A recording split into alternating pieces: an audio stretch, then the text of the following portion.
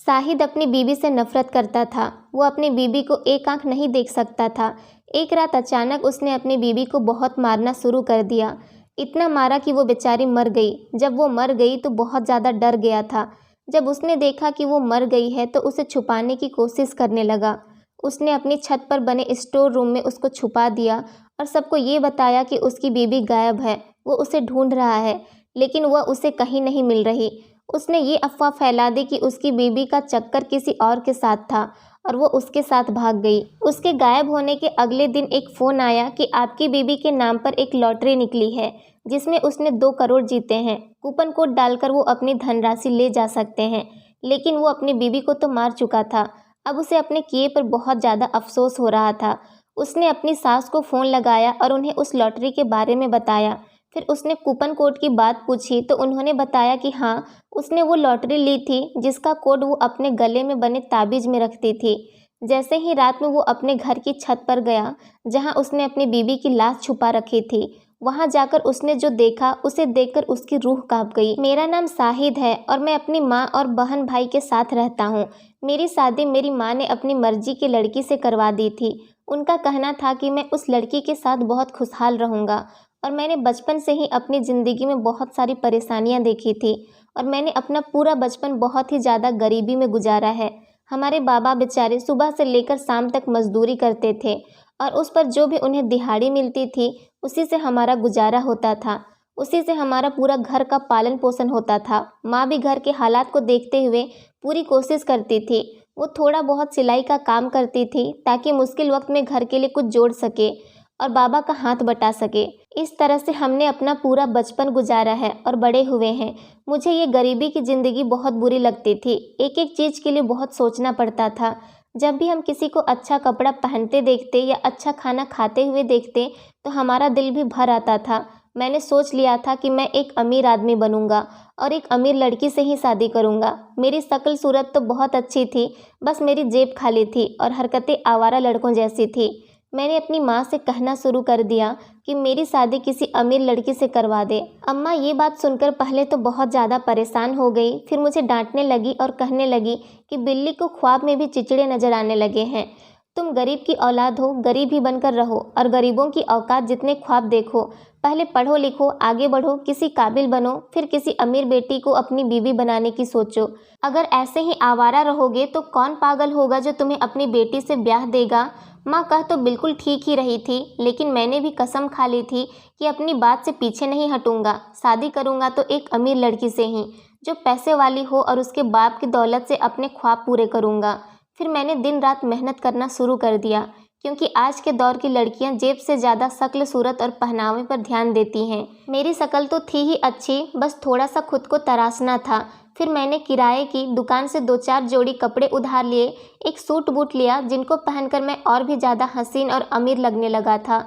लोग मुझे देखकर समझते थे कि मैं किसी अमीर बाप की इकलौती औलाद हूँ और मैं इसी हालत में यूनिवर्सिटी जाकर घूमता फिरता। काफ़ी टाइम तक ऐसा ही चलता रहा, लेकिन कोई काम नहीं बन सका।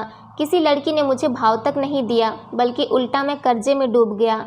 मैंने अम्मा को कहा कि कर्जा उतार दो तो उन्होंने साफ साफ मना कर दिया। अब ऐसे में कुछ नहीं कर सकता था तो मुझे खुद ही छोटा मोटा काम करना था ताकि मैं अपना कर्जा उतार सकूं, क्योंकि अगर मैंने कर्जा ना उतारा तो कर्जा देने वाला मेरा हाल बुरा कर देता। अमीर लड़की के चक्कर में मैं खुद ही सड़क पर आ जाता। फैशन तो दूर की बात है, अगर मैं काम नहीं करता तो मेरे जिस्म पर कपड़े भी नहीं रहते। इसलिए अब मैं छोटा मोटा काम करने लगा। रोज़ कुछ न कुछ कमाई हो ही जाती थी और कमाई में खुद पर ही खर्च करता था ताकि मैं एक अमीर आदमी नजर आऊं। कभी न कभी तो कोई अमीर लड़की से टकरा ही जाऊंगा। मेरी ज़िंदगी का सबसे बड़ा ख्वाब ही अमीर बनना था और सबसे बड़ा मकसद भी किसी अमीर की बेटी से शादी करना ही था। मैं दिन रात इसी ख्वाब के लिए मेहनत करता। दूसरी तरफ मेरी माँ ने देखा कि अब मैं कमाने लगा हूँ, थोड़ा बहुत कमाने लगा हूँ। ठीक है, मैं पैसे घर में नहीं देता, लेकिन कम से कम अपने पास ही रखता हूँ। अपने सारे शौक़ अपनी कमाई से ही पूरी करता हूँ।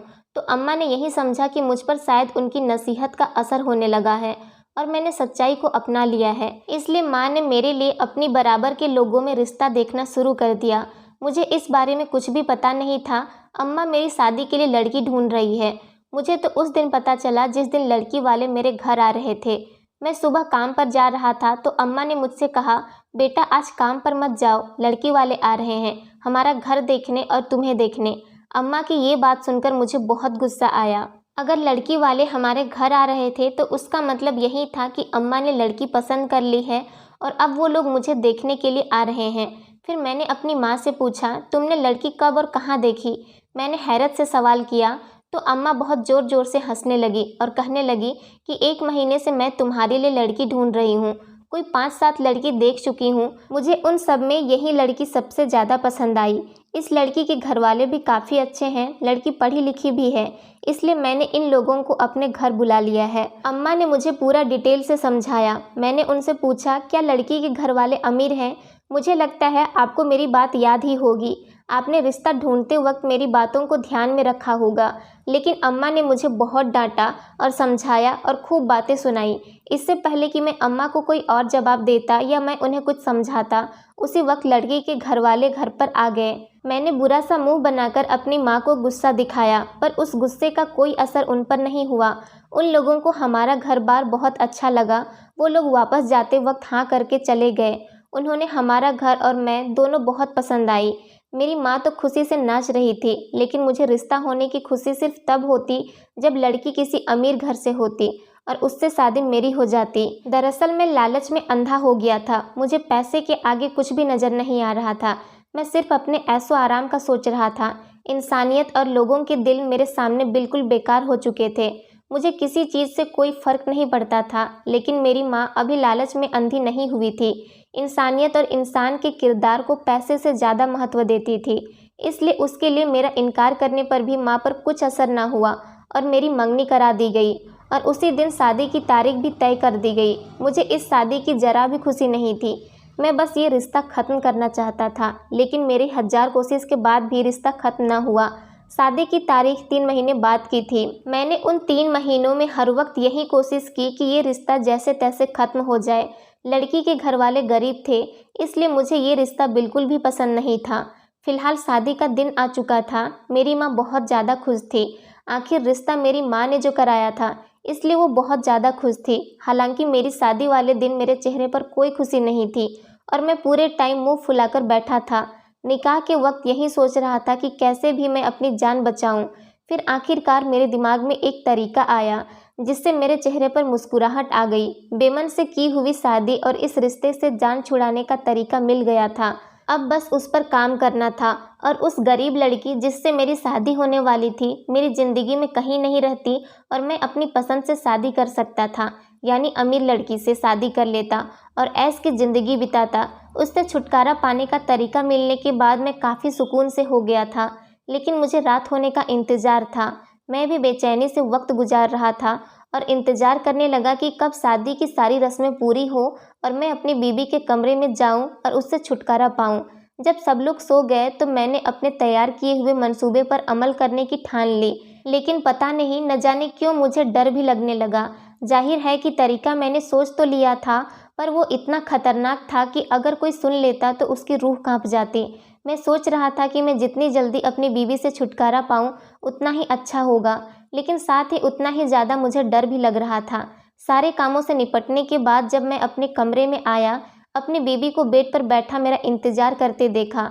उसे देखकर एकदम मेरे दिल को सुकून सा मिला और मैं अपनी योजना के बारे में भूल गया कि कौन ऐसा जालिम पति होगा जो खूबसूरत लड़की के पास जाकर इस मौके को गंवाना चाहेगा, वो भी तब जब लड़की उसकी पूरी तरीके से हो और वो उस पर पूरा हक रखता हो। मैंने अपनी सारी योजनाओं पर पानी फेर दिया और साथ ही कुछ अरसे के लिए सब कुछ भूलकर अपनी बीवी की तरफ आगे बढ़ा।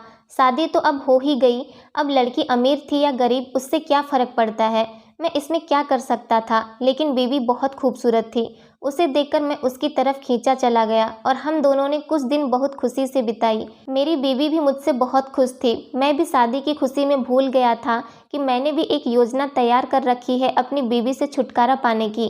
पूरे 1 महीने बाद एक दिन मेरी बीवी ने अपने मायके जाने की बात कही। मैंने उसे खुशी खुशी जाने दिया।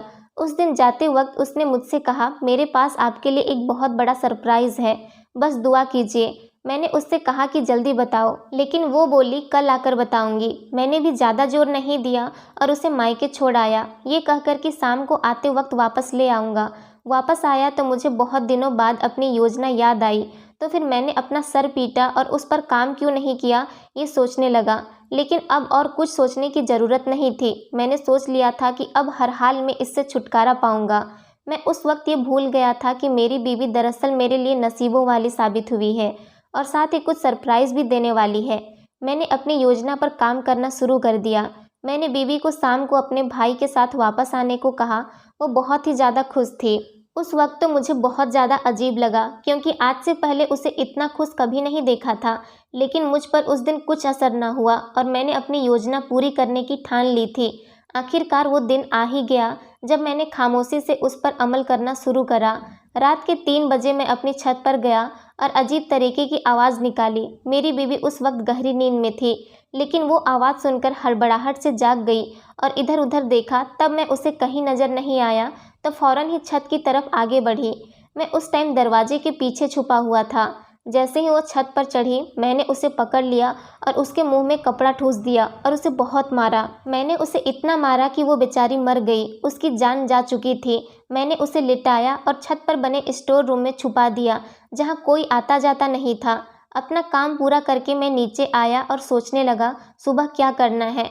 मैं बहुत खुश था कि मैंने इस गरीब लड़की से छुटकारा पा लिया। अब मैं आराम से एक अमीर लड़की से शादी कर सकता हूँ। सुबह होते ही मैंने शोर मचाया कि मेरी बीवी भाग गई है। उसका कहीं चक्कर चल रहा था, उसी के साथ भाग गई। ये बात पूरे मोहल्ले में और सारे रिश्तेदारों में और बीवी के घर वालों तक पहुँच चुकी थी। मैं बहुत उदास होने का नाटक कर रहा था। हाय, मेरी बीवी भाग गई, क्या कमी थी मुझ में। सब लोग मेरी बीवी को बहुत बुरा भला कहने लगे। उसके मायके वाले भी शर्म से सर झुकाए खड़े थे और उसे बुरा भला कह रहे थे। कैसी लड़की है, भाग गई। मैं अंदर ही अंदर खुश हो रहा था। चलो, जैसी योजना बनाई थी वैसे ही सब काम पूरा हुआ। जब मैं सारा ड्रामा करके थक चुका था तो अपने कमरे में गया। थोड़ी देर बाद मुझे फ़ोन आया। मेरा किसी से बात करने का मन नहीं था, लेकिन जब बार बार फ़ोन बज रहा था तो मैंने सोचा चलो उठा ही लेता हूँ। जब मैंने फ़ोन उठाया तो उधर से एक आदमी बोल रहा था, जिसने मेरी बीवी का नाम लिया और कहा कि आपकी बीवी ने 2 करोड़ रुपए की लॉटरी जीती है, कूपन कोड लाकर राशि ले जाएं। ये सुनकर तो मेरे होश ही उड़ गए। मैंने जल्दी से बीवी के मायके वालों से बात की तो पता चला उसने 1 साल पहले एक लॉटरी डाली थी। उसका कूपन कोड उसके गले में बंधी ताबीज़ में था। ये सुनकर मैंने फ़ौरन मोबाइल फेंका और छत पर स्टोर रूम में गया। जैसे ही मैंने दरवाज़ा खोला, मेरे तो होश ही उड़ गए। मैं बहुत ज़्यादा डर गया था और वापस अपने कमरे में आ गया। लंबी सांस ली। मैंने इधर उधर डर कर देखा, कहीं कोई मुझे देख तो नहीं रहा है। मेरा पूरा बदन पसीने से नहा रहा था। वो स्टोर रूम का मंजर मेरी आंखों से जा ही नहीं रहा था। मेरा दिमाग खराब हो गया। लॉटरी को भूलकर एक और नई मुसीबत मेरी तरफ आते हुए नजर आ रही थी। ये सोचकर ही मैंने एक बैग उठाया और उसमें कुछ कपड़े लेकर भागने की सोची। फिर मैंने सोचा, किसी ने मुझसे पूछा कि कहाँ जा रहे हो, तो मैं उसे क्या जवाब दूंगा कि मैं कहाँ जा रहा हूँ। सुबह ही तो मेरी बीवी भागी है और अब कुछ ही घंटों बाद मैं भी जा रहा हूँ, तो सब मुझ पर ही शक करने लगेंगे। ये सोचकर मैं अपना सर पकड़कर बैठ गया कि अब मैं क्या करूं। बहुत बड़ी मुसीबत में फंस चुका हूं। मेरा यहाँ रहना मुसीबत को दावत देना है। मेरे आगे कुआं और पीछे खाई थी। मेरा दिल बहुत ज़ोर से धड़क रहा था। पहली बार मुझे अपने लालच पर बहुत अफसोस हुआ कि मैंने अपनी खूबसूरत बीवी के साथ क्या किया। मैंने सोचा दिन दहाड़े निकलूंगा तो सब मुझ पर ही शक करेंगे। तब मैंने सोचा कि रात का इंतज़ार करता हूँ, वही सही मौका रहेगा यहाँ से भागने का।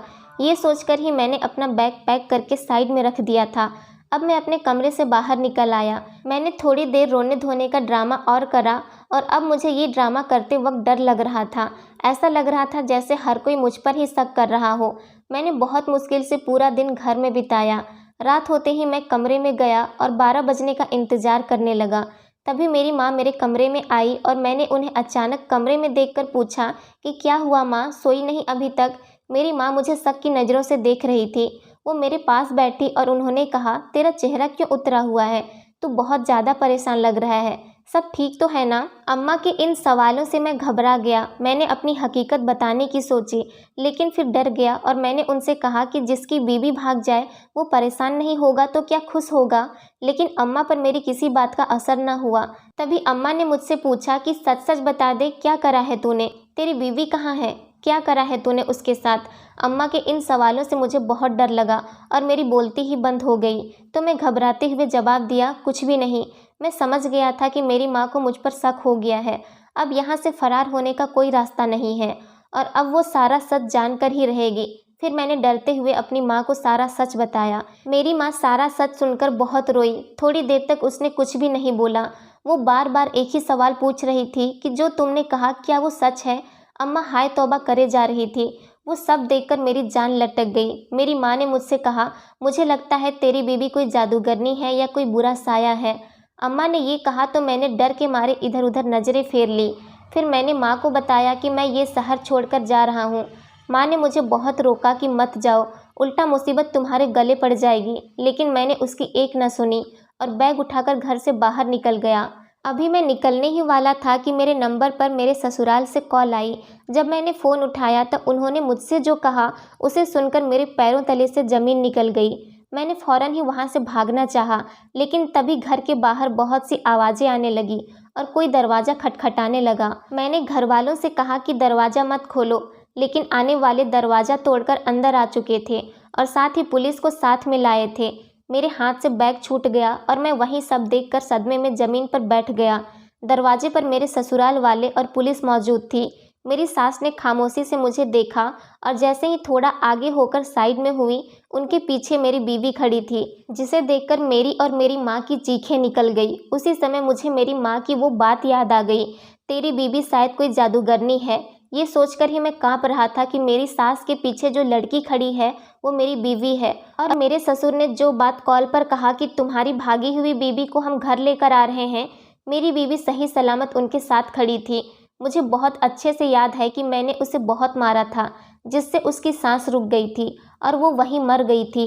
ये सब सोचकर मेरा दिमाग घूमने लगा। आखिर ये सब हुआ क्या? मेरे ससुराल वाले कैसे आ गए?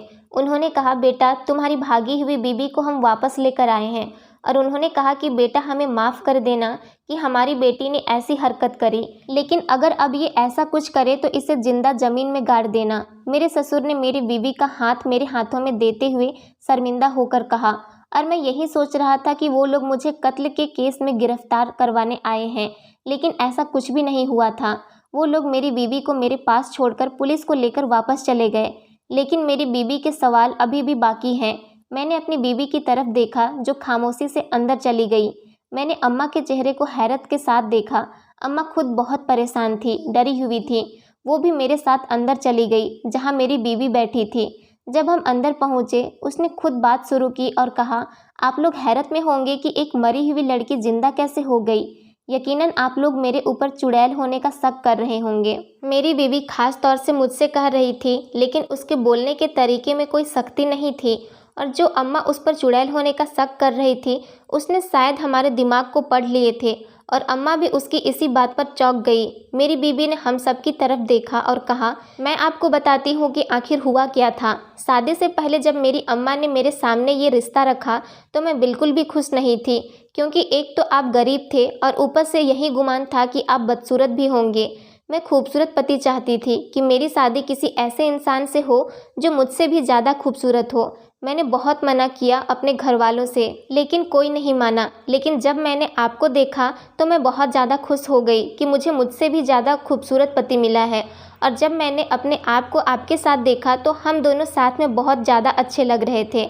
उसके बाद जैसे जैसे हमने साथ में समय बिताया तो मुझे अंदाज़ा हो गया कि आप गरीबी की ज़िंदगी से बहुत परेशान हैं। मेरा बहुत दिल करता था कि मैं आपके लिए कुछ करूं। उन्हीं दिनों मेरी बहन ने मुझे एक लॉटरी के बारे में बताया। मैंने अपनी सलामती के पैसों से लॉटरी डाली और सोचा कि इनाम निकलेगा तो मैं आपको एक अच्छा सा तोहफा दूंगी। मैंने अपने मायके वालों को समझा दिया था, अगर कभी आपके सामने ये बात आए तो कह देना कि लॉटरी मैंने शादी से पहले डाली थी, क्योंकि मैं ये नहीं चाहती थी कि आप ये समझे कि मैंने आपकी गरीबी देखकर लॉटरी डाली है। मुझे लगा कि शायद आपको बुरा लग जाएगा। घर से जब उस दिन मैं मायके जा रही थी तो बहन ने मुझे बताया कि तुम्हारी लॉटरी निकल आई है। मैं बहुत ज़्यादा खुश हुई थी। मैं मायके गई तो सोचा कि खुद ही लॉटरी का कूपन कोड डालकर पैसे निकाल लूँगी, लेकिन फिर ख्याल आया कि जब आपको कॉल आएगी तो आप कितना ज़्यादा खुश होंगे, इसलिए मैंने आपका नंबर वहीं दे दिया और आपको फ़ोन करवाया, आपको कॉल करके खुशखबरी दी। मैंने उस दिन आपसे कहा था ना कि वापस आकर सरप्राइज़ दूंगी। मेरे पास तो लॉटरी वाली खुशखबरी थी और दूसरी ये कि मैं माँ बनने वाली थी, लेकिन उससे पहले ही आपने मुझे कत्ल करना चाहा। मैंने जब आपको जानवर की तरह मुझे मारता हुआ देखा तो मैंने सांस रोककर ड्रामा करा कि मैं मर चुकी हूँ ताकि मेरी जान बच जाए और मुझे मुर्दा समझकर आप फेंक दें और चले जाएं। जब आप चले जाएंगे तो मैं उठकर अपने रास्ते चली जाऊंगी। जब आप मुझे मुर्दा समझकर चले गए तो मैं उठी और अपने जख्मों को चेक करके घर से निकली और अपने पापा को कॉल किया। वो मुझे लेने के लिए आए और मैं उनके साथ अपने मायके चली गई। वहाँ मैंने अपनी मरहम पट्टी करवाई। मेरे घर वालों ने मुझसे कहा कि आप पर केस करवाना चाहिए, लेकिन उससे पहले वो ऐसा करते। मैंने उन्हें बताया कि मेरे होने वाले बच्चे के बाप हो आप। मैंने उनसे कहा कि आप लोग ऐसा कुछ न करें, मुझसे ये सब बर्दाश्त नहीं होगा। फिर मैंने एक योजना बनाई थी कि मैं कैसे अपने आप को पुलिस के हवाले किया, मेरे मायके वालों को मैं कहाँ मिली और ये मुझे लेकर वापस आए और आपके हवाले करके यहाँ से चले गए। मेरे बाप ने मेरा बहुत साथ दिया। मेरी बीबी ने जब ये सारी कहानी बताकर ख़त्म की कि मेरे घर वालों को बहुत हैरत हो रही थी। इतना कुछ हो जाने के बाद भी ये औरत वापस कैसे आ सकती है मुझ जैसे जानवर के पास। फिर मुझे समझ आई कि मैं अपना भरोसा खो चुका हूँ। वो बस हमारे होने वाले बच्चे की वजह से वापस आई थी और ये अजूबा ही था कि मैंने उसे इस कदर मारा, उसके बाद भी बच्चा सही सलामत था। और ये सब सोचकर ही मैं अपनी बीबी के पैरों में गिर गया और उसे सच्चे दिल से माफ़ी मांगी और खुदा से भी। इसके बाद मैंने अपनी बीबी को कहा मुझे लॉटरी में निकलने वाली रकम भी नहीं चाहिए और उसे गरीबों में बांट देंगे और मैं मेहनत करके हलाल रोटी कमा लूँगा। और उसके बाद मेरी बीवी ने वो इनाम गरीबों में बांट दिया और मैंने अपने लालच से तौबा कर ली और बहुत मेहनत करना शुरू कर दिया। मेरी बीवी बहुत अरसे तक मुझसे दूर रही, लेकिन जब खुदा ने हमें एक प्यारी सी बेटी दी तो मेरी बीवी का दिल भी नरम पड़ गया और मैं अपनी बीवी का बहुत शुक्रगुजार था। उसके बाद से मेरी उससे मोहब्बत और भी ज़्यादा बढ़ गई और उसकी मोहब्बत ने फिर मेरी दुनिया ही बदल दी। दोस्तों, उम्मीद करती हूँ आपको हमारी कहानी पसंद आई होगी। कहानी पसंद आई है तो वीडियो को लाइक करें, चैनल पर नए हैं तो चैनल को सब्सक्राइब करें और हाँ, नोटिफिकेशन बेल को ज़रूर दबाएं ताकि अगली अपडेट सबसे पहले आपको मिले। धन्यवाद दोस्तों।